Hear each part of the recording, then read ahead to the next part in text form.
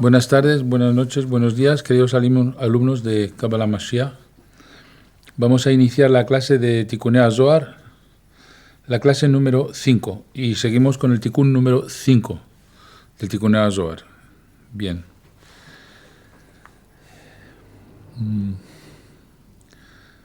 Si tenéis algunas preguntas antes de empezar, y inmediatamente iniciamos. Rebeca tiene una. A ver, Rivka, una pregunta, venga. Maestro, buenas tardes a Buenas tardes. todos, buenas noches. La pregunta no tiene que ver con Tikkunei HaZohar, pero es esta. ¿En qué momento entra el alma al cuerpo en la gestación? Si es durante la gestación en el vientre de la madre o cuando el bebé nace. No, son varios niveles de alma. Uno se llama Nefesh, el Ruach y Neshama. Correcto. El Nefesh es en el momento que late el corazón. O sea, en el feto, en cuanto empiece a hacer tic-tac, ya tiene Nefesh. El Ruach es después de los 40 días, porque si hubiera una obligación de abortar por problemas de salud, tiene 40 días. Después de los 40 días ya no se puede. Y la Neshama ya viene a los 13 años para el hombre y 12 años para la mujer. Fin de la explicación. ¿Vale? Gracias. ¿Algo más? No. Sí, Iván, adelante. Hola, gracias. Saludos a todos. Saludos. Si nos puedes ayudar, por favor, a clarificar tres conceptos del Zohar. Uno, primogénito del faraón. Dos, primogénito de la sirvienta. Y tres, primogénito de los ganados. Son Bueno. tres conceptos que menciona la Parashá Bo. Sí. Gracias. Los primogénitos siempre hace alusión al cuerpo. Y el segundo hace alusión al alma. Entonces está el primogénito del cuerpo que va a tener una neshama, el primogénito del cuerpo que solo va a tener un nefesh, es un ganado, y el primogénito del cuerpo que va a tener un ruach, que es la sirvienta. ¿Vale? Correcto, gracias. A ver, Ana. Y buenas tardes, maestro. ¿Y cuál es la relación entre el primogénito, por ejemplo, de una familia, en relación de el tikkun de una familia, el tikkun de una persona, ser el primogénito, qué significa, o la primogénita? Bueno, está el primogénito en el sentido literal y está en el primogénito en el sentido del secreto de la Torah. Se llama el primogénito el hígado y se llama el segundo que nace el corazón. Y siempre te das cuenta que en la Torah el que se lleva la verajá no es el primogénito, es el segundo. Quiere decir que el corazón prima sobre el hígado. El hígado está debajo del diafragma y ahí es donde está la sede de todas las malas midot, la ira, la envidia, etc. El corazón, ahí está las emociones, está el amor, está el deseo de dar. Entonces, la verajá la tiene el corazón, no el hígado. Entonces, a nivel físico, sí, el primogénito es el primero que nace y ese tiene unos privilegios de cara a la Torah. Pero en realidad no te está haciendo alusión al sentido literal, te hace alusión al secreto. Hígado-corazón. Bien. ¿Ya? ¿No? ¿Ninguna pregunta? Recordar que el día 1 de febrero voy a dar una clase sobre la fisura inversa. Todavía la estoy trabajando de lo maravillosa que es.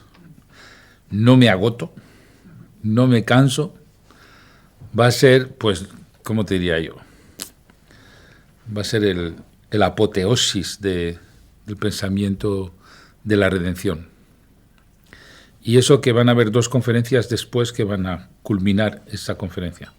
En total, la redención viene con las 4 conferencias. Hemos hecho el colapso cuántico, vamos a hacer la fisura inversa, luego va a venir la redención con resonancia, cosa que nadie sabe lo que es eso, y luego va a venir ¿cómo dije que se llamaba? la singularidad de la emanación de la conciencia. El tema de la singularidad ya es el no va más. Bueno, hay mucho por delante. Quería saber si vas a hacer también un taller práctico. Haré un taller práctico en cada conferencia. Es decir, que primero es la conferencia, después hay una pausa y después está el taller, ¿no? Así es, como siempre hago. Gracias. Parte descriptiva y parte constructiva. Pregunta. ¿Por qué se habla del corazón, se habla del hígado, pero no se habla de los pulmones? Porque los pulmones, si no respiramos, nos asfixiamos. Bien. Y el pulmón es como que yo siento que es lo que conecta lo que es el cuerpo a lo que está fuera del cuerpo. Bien, Gracias. pero ¿cuál es tu pregunta? Que por qué no se nombra nunca los pulmones. Eso no es verdad. Yo he hablado de Avir, del aire, donde expliqué que Avir era Or Yud, la luz de la letra Yud, y Yud es Jochma. O sea, en los pulmones está un ingrediente espiritual que nos conecta con Jochma. Yo he dado un curso entero sobre Avir, el aire. No lo he llamado pulmón, lo he llamado el aire, pero bueno, es igual. ¿Más? Bien. Pues os voy a contar varias cosas sobre el Tikkun HaZohar. Primero, Moshe no recibió la Torá escrita. O sea, esa Torá escrita que nosotros tenemos no es lo que Moshe Rabbeinu recibió. La Torá fue dada como una voz. Y no estaban las letras. Era una conversación que tenía Moshe con su alma. La Torá es una conversación de Moshe Rabbeinu con su alma. En el momento que se escribe la Torá ya se limita. Pero mientras estaba en una voz o un canto o una resonancia entre Moshe Rabbeinu y su alma, no había limitación. No estaba cerrada la Torá. No había puntuación. No había separación entre los conceptos. De hecho, la Torá cuando se escribió, inmediatamente era un continuo de letras. No había separación entre palabras. Entonces, al no haber separación entre palabras, la historia que nosotros sacamos de la separación entre palabras ya es una fijación que dista mucho de lo que recibió Moshe Rabbeinu. Entonces, la entrega de la Torá no se llama una Torá escrita, se llama Kol Shel HaTorah, la voz de la Torá, una voz. Es un concepto muy importante, porque el Mashiach va a volver a sacar la resonancia de la Torá, como la tuvo Moshe Rabbeinu cuando la recibió, que se parece muy poco a la que tenemos nosotros escrita. Hay una gran distancia entre el lector y el texto. Y de hecho, una vez que lo tienes en texto, entra la dimensión del tiempo. Pero cuando es resonancia, no hay tiempo. El espacio temporal no existía en la Torá.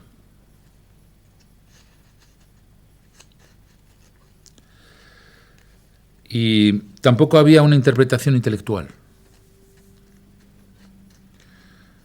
Era una vibración del alma.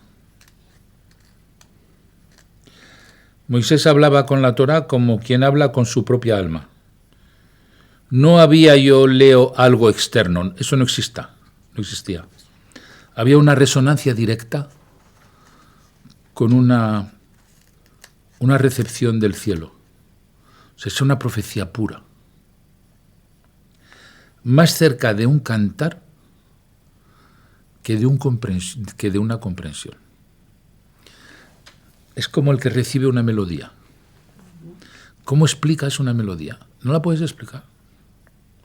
Ni la puedes intelectualizar. Ni la puedes poner en palabras. Pero esa melodía te puede transportar. Te puede transportar a unos niveles de espiritualidad inimaginables. Eso es la Torá tal como la recibió Moshe Rabbeinu. Esto es en el Tikkunei HaZohar, ¿eh? El problema de la lectura es que fija un sentido, pero el canto mantiene una apertura. No hay nada fijado, no hay principio y fin. Sin embargo, la Torá escrita tiene un principio y un fin. Empieza por la letra Bet, termina por la letra Lamed. Pero en un canto, el canto es circular.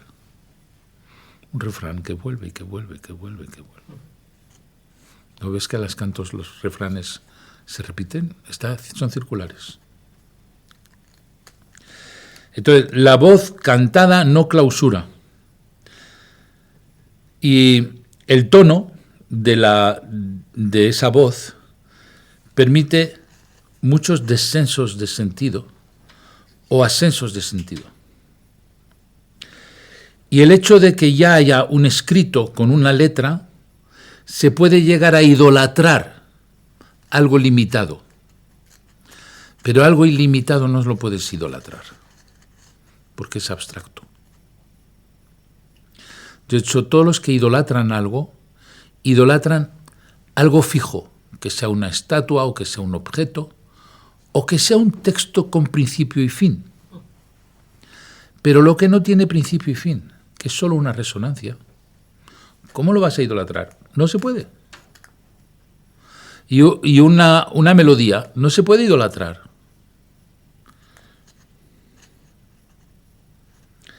Y Moshe Rabenu no leía la Torá, porque si la llega a leer, la reduce. Pero mientras es una voz, no la reduce.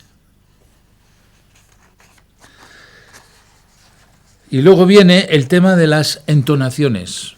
Bueno, pues las entonaciones no es una melodía musical, no es un añadido musical. Las entonaciones es el alma del Oraganús que nunca bajó y que nosotros hemos hecho bajar con las velas de Hanukkah. Luego, Moisés no seguía signos de cantilación. Él era el origen de los signos. Él era la melodía. Así que primero la Torá fue una entonación, luego se fijó un sistema con letras. Por eso los tamim no se escriben en el Sefer Torah. Porque si los escribes, fijas.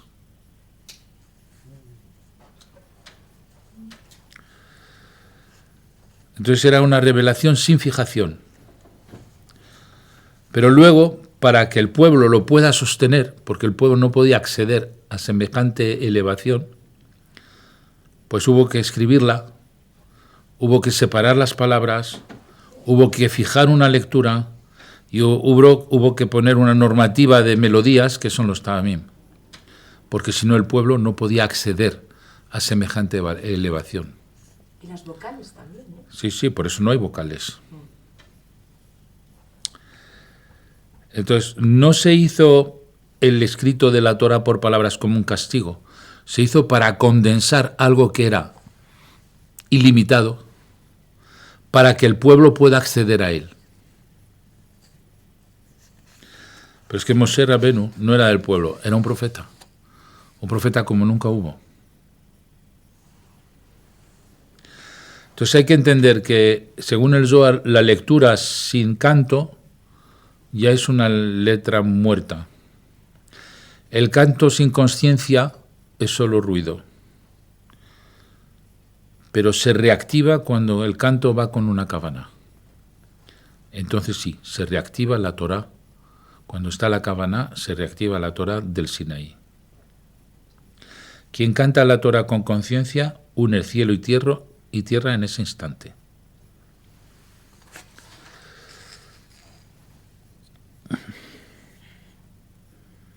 La Torá que no se canta,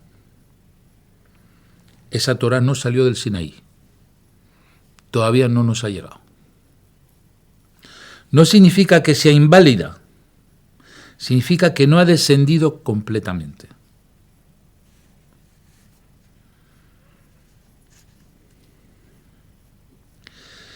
Y él cantaba porque no había todavía colapso. El canto evita el cierre del tiempo interpretativo. Es muy importante lo que estoy diciendo, ¿eh? Estamos lo ilimitado con respecto a lo limitado. Y mientras sea ilimitado, como una voz nada más, eso preserva la unidad.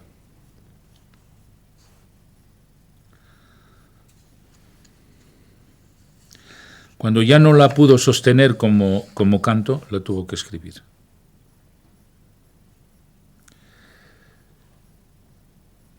Entonces, bueno, pues ahora vamos a meternos en el Tikkunei HaZohar de conciencia con Kavaná. ¿Para qué? Para darle una elevación a algo que se limitó fijando palabras. Entonces ahora empieza mi verdadero shiur, después de esta premisa.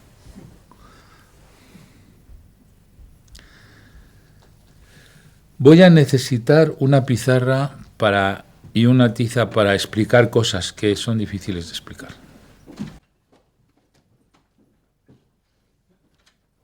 El Tikkunei HaZohar del Tikkun número 5 hace mucho hincapié en la letra Aleph. Dice que la letra Aleph representa la Sefirá Jochma y la Sefirá Jochma representa un pensamiento oculto, no revelado. Y solo se revela cuando Jochma se manifiesta dentro de Zeir Anpin. Y Zeir Anpin es llamado la luz de los Hasadim, la luz de la misericordia. Y se llama Yesod al Tzadik, también se le llama al Tzadik firmamento. Ese vocabulario del Tikkunei HaZohar es importante porque igual que os di un vocabulario del Zohar HaKadosh, os voy a ir dando un vocabulario del Tikkunei HaZohar. Entonces, Aleph igual Jochma. Ahí empieza un diccionario nuevo. Zeir Anpin igual Hasadim. Tzadik igual firmamento. En Ezequiel 1, 22, ahí dice que Tzadik es firmamento. La letra Yud es Keter y Jochma. La punta de la Yud está en Keter, la colita de Yud está en Jochma. Y Keter, Jochma son las entonaciones de la lectura del Sefer Torah. ¿Quién ha llegado a Keter y Jochma? Nadie. Mashiach nada más. ¿Y quién puede explicar las entonaciones y para qué sirve? Nadie, de momento. Y ahí entendemos que todo es vibración, todo es música en lo más alto de la espiritualidad. Todo es entonación y todo es música. Hay un Hazán, jovencito, que viene a leer nuestro Sefer Torah en nuestra sinagoga. Me ha llamado mucho la atención, porque cuando canta las entonaciones de las palabras, yo me fijo en sus pies. Está bailando el Sefer. Palabra de honor. Este hombre, mientras le está cantando el Sefer Torah, está bailándolo. O sea, conecta con la resonancia. Yo nunca he visto un Hazán bailar mientras canta el Sefer Torah. Y yo le dije a mi hijo, mira los pies. Está bailándolo. Bueno. Seguimos con el vocabulario. Cuando hablamos del cielo, Shamayim hace alusión a Zeir Anpin. Entonces, cuando digo los secretos del cielo, estamos hablando de los secretos de Zeir Anpin. Y ahora viene la historia importante de lo que os voy a contar. La Aleph está formada por 3 letras. a ver que lo que yo vaya a contar ahora genere en vosotros una resonancia. Está formada por una yud superior que representa el sol. Está formada por una yud inferior que representa la luna. Y está formada por una vav inclinada que hace bajar el sol a la luna o subir la luna al sol. Entonces funciona así. La yud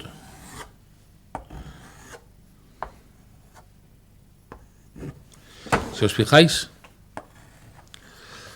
aquí tenemos una yud, a ver, y otra yud. A ver, ¿la veis? Bueno, pues esta yud representa el sol y esta yud de abajo, que está al revés, representa la luna. La luna. Y esta vav es la que hace bajar el sol a la luna o subir la luna al sol. Y qué casualidad que nosotros, el pueblo de Israel, festejamos el Birkat HaJoset, el Birkat HaJodesh, que es la oración que hacemos antes de que llegue el Rosh Hodesh, que son todos los Yehí Ratzon. Luego hacemos Rosh Hodesh con un Alel y un Musaf diferente. Luego hacemos el Birkat HaLevana, y nosotros unimos el sol con la luna porque las fiestas principales judías nos da la luna llena. Pero ¿quién hace bajar la energía del sol a la luna o qué hace subir la luna al sol? La letra Vav. ¿Y quién es la letra Vav? Es Zeir Anpin, lo que se llama el cielo.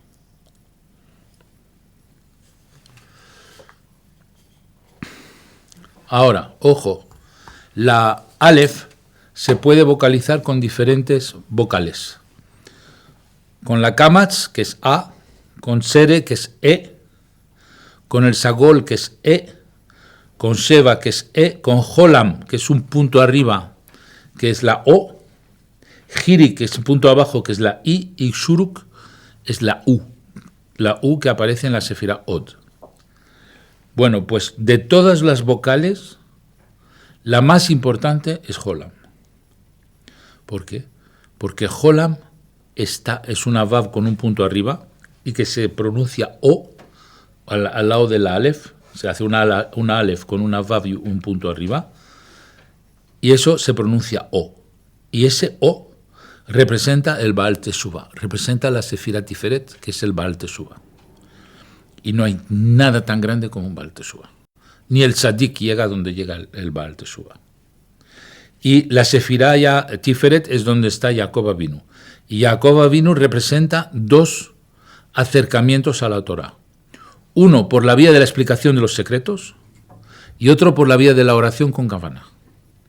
Jacob tenía dos sukkot, una sukkah de oración y una sukkah de estudio. Cuando se tienen las dos cosas, uno empieza a hacer la elevación hacia el Baal Teshuvah.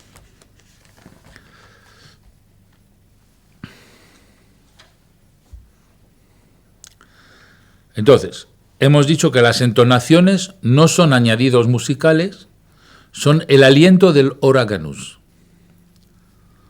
Se refiere a la Sefirá Tiferet, porque la Sefirá Tiferet puede tener entonaciones que hace subir la conciencia de Tiferet a Binah o que hace bajar la conciencia de Tiferet a Malhut. O sea que hay entonaciones de subida, entonaciones de bajada o entonaciones que se fijan en Tiferet.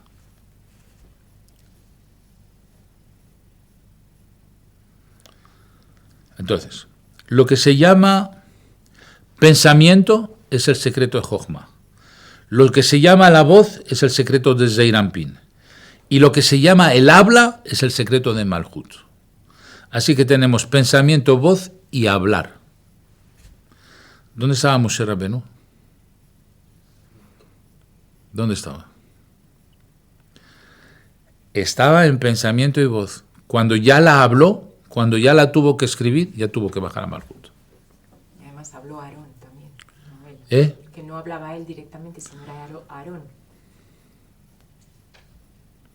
Ahora, otro concepto del Tikkun HaZohar.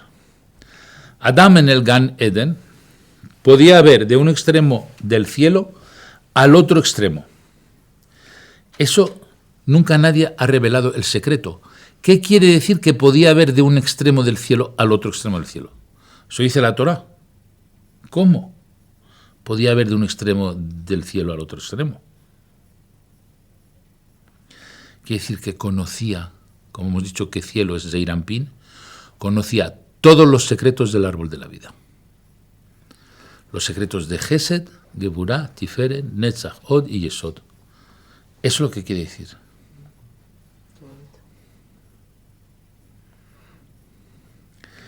Y es los secretos por donde se expande la Binah desde Da'at. Eso lo vimos en la clase anterior. Malhut está incluido en todas las sefirot. ¿Por qué? Porque recibe de todas ellas. Es como la tierra que ha recibido todas las semillas y ha recibido la lluvia. Y ha recibido el aire, que ha dado fruto. Entonces, Malhut está involucrada en todas las sefirot porque recibe de todas ellas.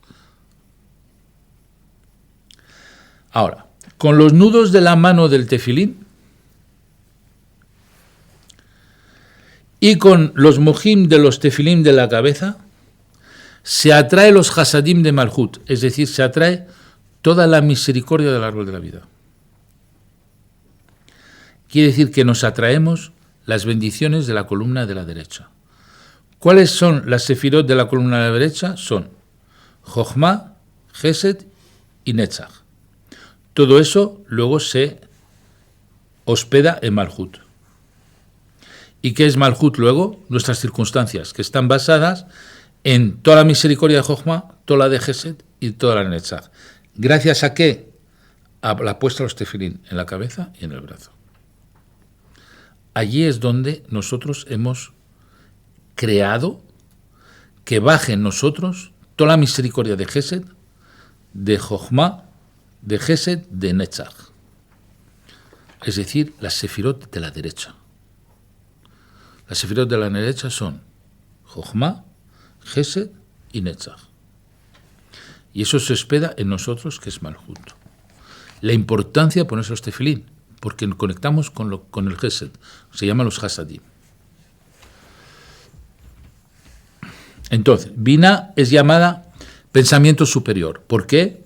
Porque ese pensamiento superior va a descender hasta Malhut, hasta este mundo. Y Yud es la configuración superior de la letra Aleph. Malhut es el deseo por Binah que desea ascender, simbolizado por la Dalet invertida. Entonces, otra vez con la pizarra os voy a explicar. Hay una Aleph que está escrita así, Yud, Vav, Yud, pero hay otra Aleph que está escrita de otra manera.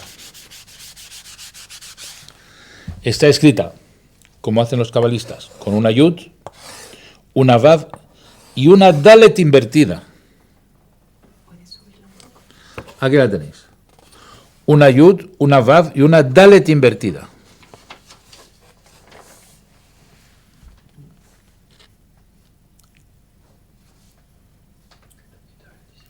Entonces, ¿qué es la Dalet invertida? Dalet viene de Delet, la puerta. Es decir, es el sitio donde desde abajo tenemos el deseo de llegar arriba, a través de la Vav. Y no olvidéis que la Vav, he dicho que es Zeir Anpin, pero es también el órgano sexual. El órgano sexual es el que va a hacer bajar la Yud o va a hacer subir la Dalet. Así como te comportas en tu sexualidad, o asciendes de Malhut a Binah, o bajas de Binah a Malhut.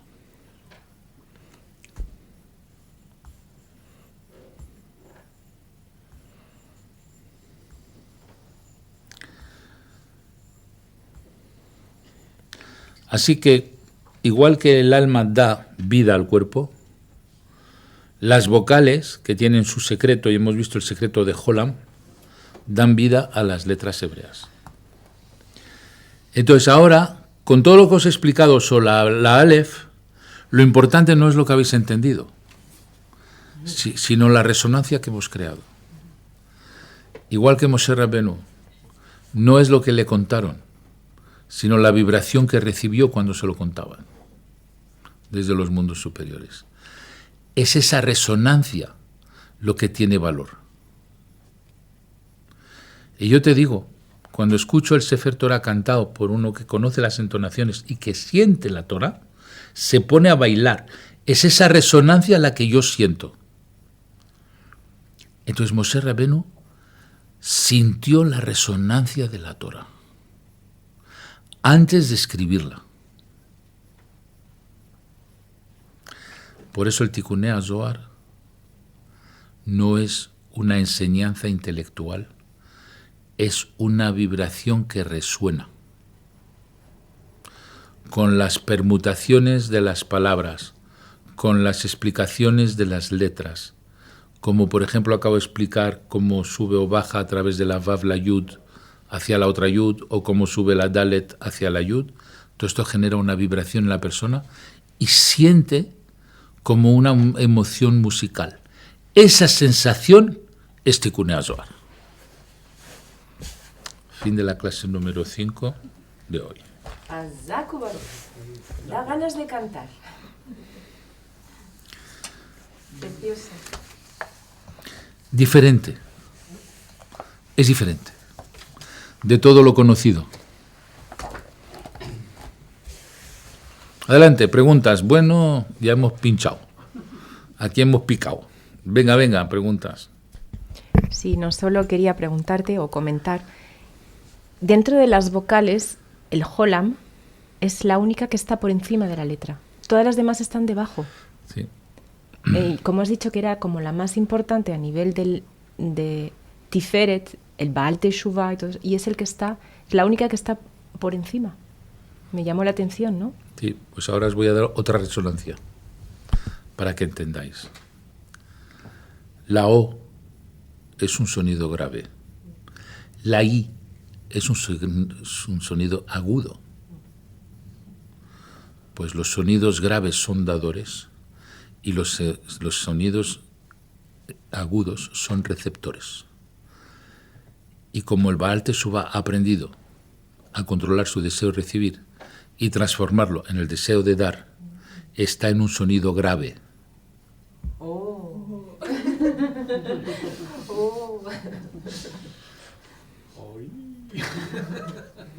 Hazak.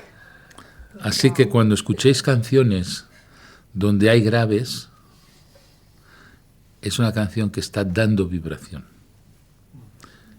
Y si hay muchos agudos, es una canción que está quitando vibración. Fijaros que hay músicas que te vacían y hay otras que te llenan, según que esté basado en graves o en agudos. ¿Qué cosas?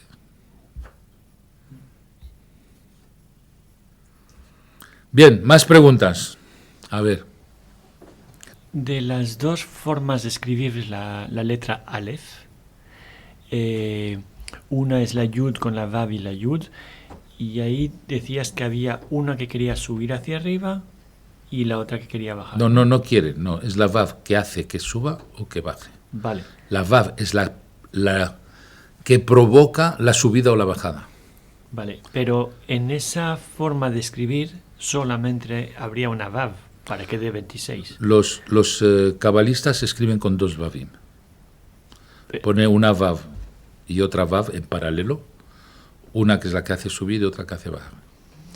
Vale, porque la pregunta sería entonces, la que es Yud, Vav, Dalet, que forma la otra, la Aleph, ahí recuerdo que para que dé 26 sería esas doble Vav de subida y de bajada. Creo que me lo habías explicado alguna vez que sabe. No, ahí estamos en gematrías, sí. Vale, pero en esa sí se representan las dos Vavim y en la otra no. O sea, no sé si es un tema. Mira, tienes dos tipos de gematrías. Tienes una gematría que es Yud Vav Yud, te da 26. Y tienes otra gematría que es Yud Vav Dalet, que es la palabra Yud. ¿Cómo se letra Yud? Yud Vav Dalet. ¿Qué quiere decir? Que la primera Yud engloba Vav Dalet. La Vav más la Dalet son 6 más 4 está 10. Quiere decir que la Yud engloba las 10 sefirot. Entonces, uno te da 26 y el otro te da que engloba las 10 sefirot. ¿Vale? Todo esto son resonancias. Sí, yo tengo una pregunta. Precisamente hablábamos en la clase anterior de la vibración del lenguaje. Usted decía que la vibración del lenguaje reordena el mundo. Y ahora pues seguimos hablando de vibraciones y recuerdo que explicó que hasta el día de hoy todavía nos llega la vibración de la entrega de la Torá. Entonces, estamos en... La pregunta es si fue la entrega de la Torá o la recepción de la Torá. Porque la Torá fue entregada ya escrita, pero fue recibida por entonación. Entonces lo que ha llegado es la resonancia de Moshe Rabbeinu.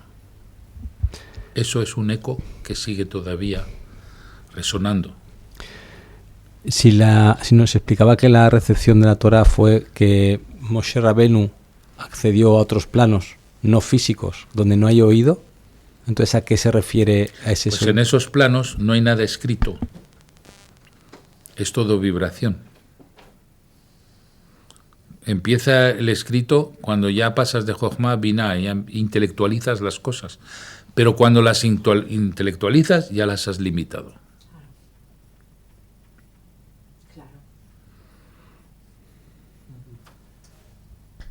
Y ahí es entonces cuando intervino no recuerdo el nombre del ángel, que dijo que es el que le permitió escribir a Moshe, recordar, ¿no? ¿Es así? Fue el ángel Sandalfón, precisamente. Ajá. Bien, tenía una pregunta de Verónica. Adelante, Verónica. Gracias, maestro. Maestro, ¿por qué el rey David, cuando dijo que la Torá era como cánticos, fue reprimido por Akadosh Baruj Hu, haciéndole olvidar una alajá? ¿Perdón? ¿Cómo es eso? Estás diciendo algo que no conozco. A ver, repite tu pregunta. Pon sonido.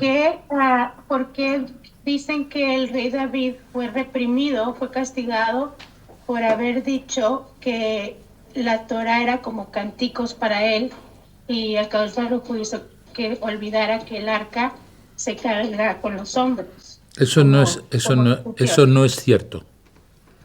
Eso que estás diciendo no es cierto.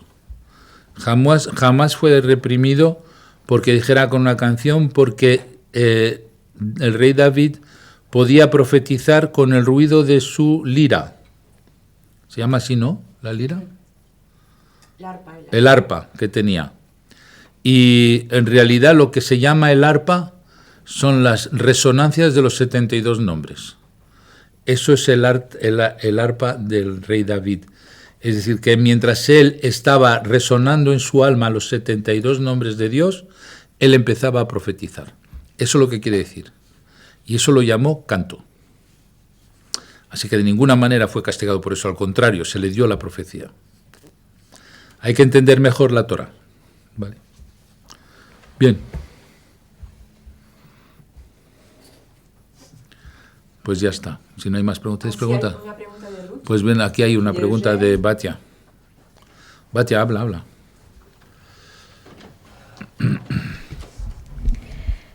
Hola, maestro. Es que parece que era en esta parachá que se hablaban sobre distintos nombres que mencionaban al ángel del mal, me parece que era. ¿A quién? Como una entidad negativa. Y que uno de esos nombres era, bueno, no lo voy a nombrar, pero escuché de un rabino que el rey David se mencionaba como soy tu sirviente, hijo de tu sirvienta. Ahí entonces tiene otra connotación, ¿no? El rey David tenía tal elevación espiritual que se hizo amigo del ángel de la muerte. Y podía dialogar con el ángel de la muerte y hasta intentó manipular al ángel de la muerte para no morirse un Shabbat el día de los 70 años que Adán le dio.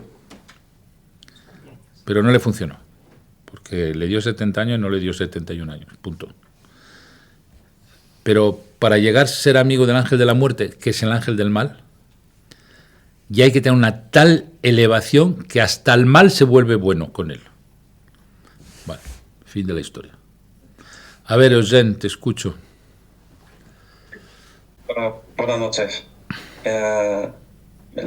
¿Cuál es la limitación de la Torah intelectualizada con respecto a la Torah a nivel vibración? Pues porque todo tiene un principio y un fin. El alma no tiene ni principio ni fin.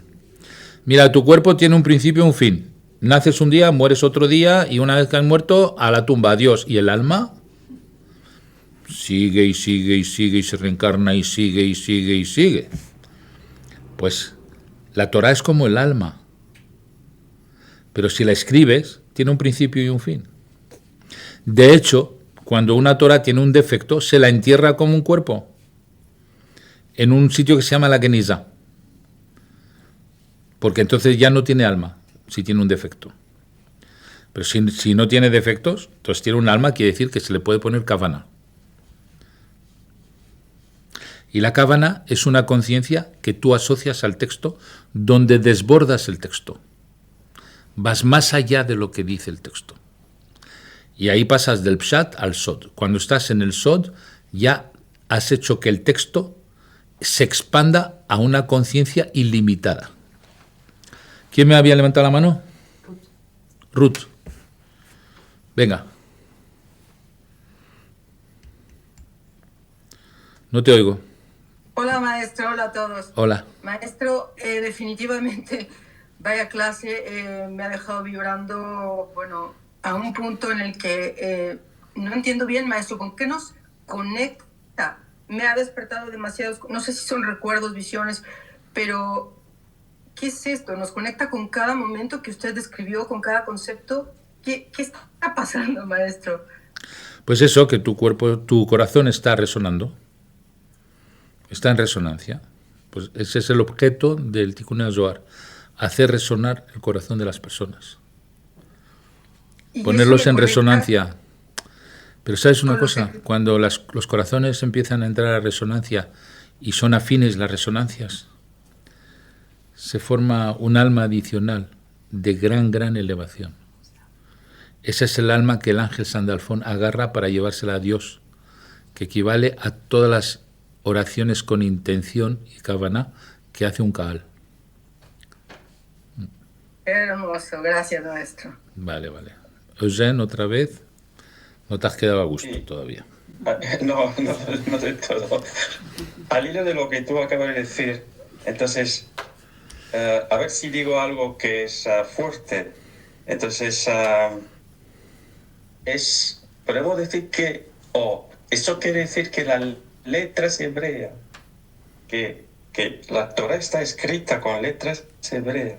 Así que, como está escrito, si lo he entendido, se ha intelectualizado, hace que no tiene toda la potencia que debería tener si no se hubiese escrito. Bueno, pues espero que estés bien sentado porque te voy a dar una respuesta. Tú has venido un Shabbat a la sinagoga, ¿verdad? Sí. ¿Y has visto cómo se levanta un Sefer Torah? ¿Y has visto que todo el mundo intenta con las manos agarrar una energía? Sí. ¿Tú crees que esa energía viene de las letras de la Torah? No. Viene de la intención que puso el que le escribió y que quedó atrapado debajo de las letras en el pergamino. Lo que nosotros tratamos de agarrar cuando se levanta el Sefer Torah es la resonancia que ha quedado en el pergamino detrás de las letras. Las letras lo han limitado y nosotros con las manos hemos sacado la esencia que están detrás de las letras, que esa es ilimitada. Porque lo que hay agarrado detrás de las letras es el alma de la resonancia que recibió Moshe Rabenu. A ver cómo te lo comes eso. Por eso se dice que las letras son recipientes. Son recipientes de una resonancia. La resonancia está en el pergamino blanco. Sí. Pero la letra lo que hace es que tapa esa resonancia. Pero nosotros cuando levantamos el Sefer Torah, destapamos toda esa conciencia y la agarramos. Ay, ay, ay. Ahora tienes para pensar. Ya está resonando bien. Bueno, pues con estas palabras acabamos la clase de hoy. Bueno, gracias. Cordial shalom a todos vosotros. Hazaku Baruch. Hazaku Baruch.